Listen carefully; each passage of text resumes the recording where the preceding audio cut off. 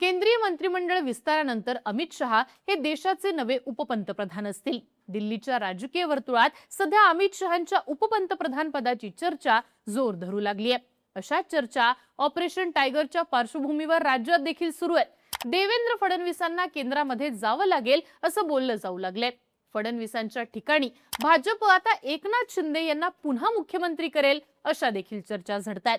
Operation tiger नंतर शिंदेंची ताकद वाढली आहे। जे खासदार भाजपमध्ये जाऊ शकत होते ते एकनाथ शिंदे यांच्या सोबत गेलेत। खरं तर जाणीवपूर्वक फडणवीसांचे पंख छाटण्यासाठीच हा प्रयोग झाल्याचा दावा उद्धव ठाकरेंनी केलाय।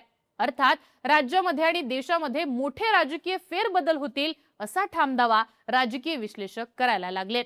पण या दाव्यांमध्ये खरंच काही तथ्य दिसतंय का? खरंच असे फेरबदल केंद्रामध्ये आणि राज्यामध्ये होतील का? पाहूयात आजच्या व्हिडिओत। नमस्कार, मी आरती आणि तुम्ही बघताय बोल भिडू। आता सुरुवात करूयात ती अमित शहांच्या उपपंतप्रधान पदाच्या चर्चेपासून। बंगालची निवडणूक झाल्यानंतर अमित शहांचं राजकीय वजन वाढलेलं आहे। कारण बंगालमध्ये सत्ता मिळवणं हे फक्त भाजपचंच नाही तर संघाचं देखील स्वप्न होतं।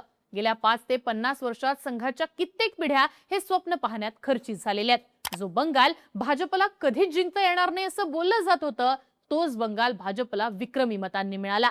पण हे सगळं घडून आणण्यात अमित शहांची भूमिका मोठी आणि महत्त्वाची होती। कदाचित एकट्या अमित शहांचीच भूमिका होती असं म्हटलं तर चुकीचं ठरणार नाही। भाजपला विनिंग मशीन करण्यात एक हाती अमित शहांचा वाटा राहिलेला आहे। पर्यायानं टप्प्याटप्प्यानं अमित शहांचं प्रमोशन हे होताना दिसून आलेलं आहे। एक सलग दीर्घकाळ लोकनियुक्त सरकारचे पंतप्रधान होण्याचा बहुमान ज्याप्रमाणे नरेंद्र मोदींच्या वाट्याला आलेला आहे, त्याचप्रमाणे अमित शहांच्या वाट्याला देखील दीर्घकाळ गृहमंत्री पदावर असण्याचा बहुमान आहे।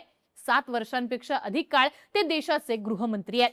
आता केंद्रीय मंत्रिमंडळात त्यांना प्रमोशन देण्याची वेळ आल्यास उपपंतप्रधान पदाव्यतिरिक्त दुसरा पर्याय दिसत नाही। ज्याप्रमाणे शेवटच्या 2 वर्षात अडवाणी उपपंतप्रधान झाले आणि 2004 साली वाजपेयींच्या वयामुळे अडवाणींच्या पंतप्रधान पदाची चर्चा सुरू झाली, तेच प्रयोग अमित शहांच्या बाबतीत होताना दिसू शकतात। अर्थात उपपंतप्रधान होऊन मोदींनंतर कोण हा प्रश्न पक्षीय पातळीवर आणि संघाच्या पातळीवरती निकालात लावण्याचा प्रयत्न मोदी आणि शहा घेऊ शकतात। आज फक्त महाराष्ट्र आणि उत्तर प्रदेश अशी 2 राज्ये आहेत जिथले मुख्यमंत्री आणि प्रदेश अध्यक्ष अमित शहांनी घडवलेले नाहीयेत। ही 2 राज्य वगळली तर जिथं जिथं भाजपचे मुख्यमंत्री आहेत ते अमित शहांनी पुढे आणलेले आहेत। भाजप अंतर्गत देखील देवेंद्र फडणवीस आणि योगी आदित्यनाथ हे पंतप्रधान पदाच्या रेसमध्ये आहेत। फडणवीस हे संघाच्या प्लॅटफॉर्मवर बेरजेस जातात तर योगी हे हिंदुत्ववादासोबत उत्तर भारतातल्या ठाकूर ब्राह्मण जातीचा पाठिंबा मिळवताना दिसतात। आणि अशा वेळी होऊन स्पर्धेत फक्त अमित शहाच असतील हे सांगण्यासाठी अमित शहा देखील आक्रमकपणे उपपंतप्रधान होण्याचा मार्ग स्वीकारू शकतात। थोडक्यात अमित शहा उपपंतप्रधान होणारच नाहीत असं दिसत नाही।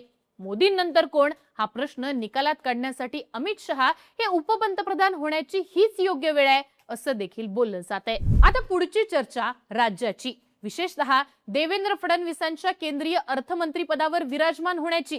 देवेंद्र फडणवीस केंद्रात जाणार अशा चर्चा आजवर अनेकदा झालेल्या आहेत। ही काही पहिली चर्चा नाहीये, पण दरवेळी या चर्चांना फडणवीस मूठमाती देताना दिसतात।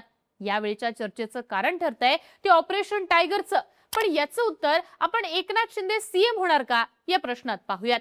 आता केंद्रामध्ये फडणवीसांची खरंच तितकी गरज आहे का हा मुद्दा महत्त्वाचा ठरतो।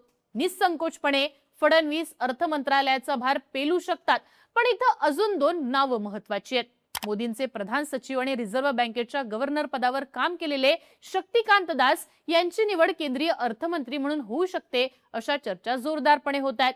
याशिवाय केंद्रीय अर्थमंत्रीपद महाराष्ट्राच्याच वाट्याला येईल, पण ते फडणवीसांकडे नसेल तर पियुष गोयल यांच्याकडे असेल असं देखील बोललं जाते।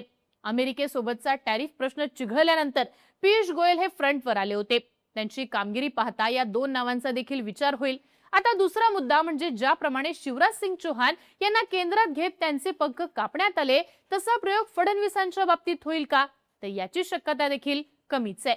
त्याचं महत्त्वाचं कारण म्हणजे केंद्रात जाऊन फडणवीस अजून ताकदवान होतील, कारण त्यांच्या मागे संघाचं पाठबळ असेल। दुसरी महत्त्वाची गोष्ट म्हणजे अमित शहा उपपंतप्रधान पदावरती विराजमान झाले तर फडणवीसांना मर्यादित करण्यासाठी जे कारण राजकीय विश्लेषक देत आहेत तेच राहणार नाही।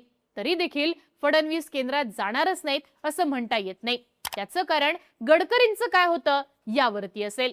गडकरींना जर राजीनामा द्यावा लागला तर मात्र महाराष्ट्रातनं केंद्रामध्ये मातब्बर नाव असावं.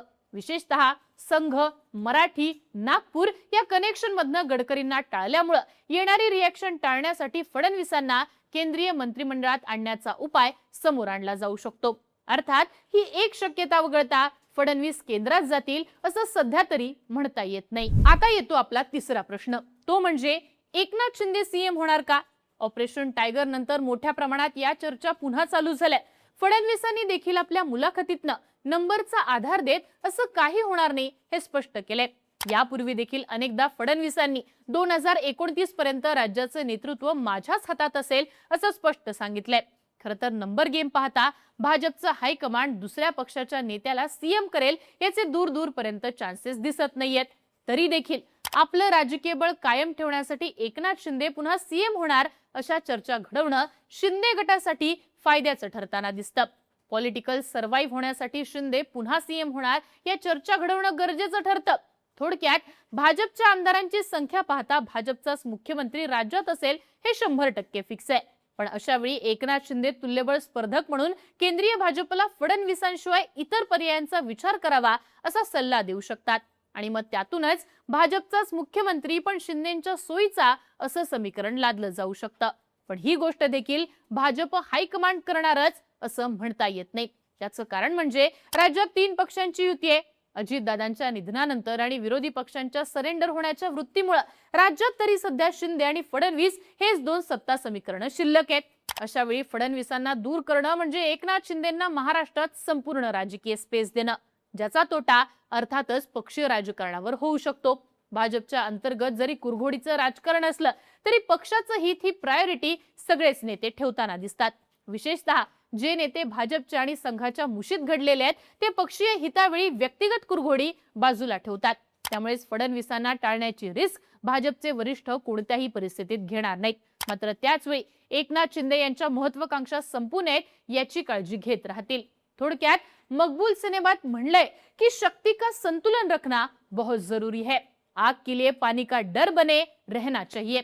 तेच इथं फडणवीसांना मर्यादित करण्यासाठी शिंदेंना वरचेवर बळ देण्यातनं घडताना दिसतं. याचा अर्थच निकाल लावला जाईल असा होत नाही.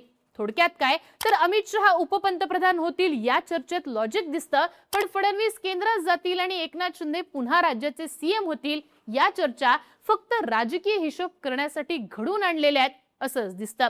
बाकी या सगळ्या राजकीय चर्चांबद्दल तुम्हाला काय वाटतं? तुमची मतं आणि प्रतिक्रिया कमेंट बॉक्समध्ये लिहून नक्की कळवा आणि अशाच राजकीय घडामोडी विस्ताराने पाहण्यासाठी बोलबिडूला सबस्क्राइब करा.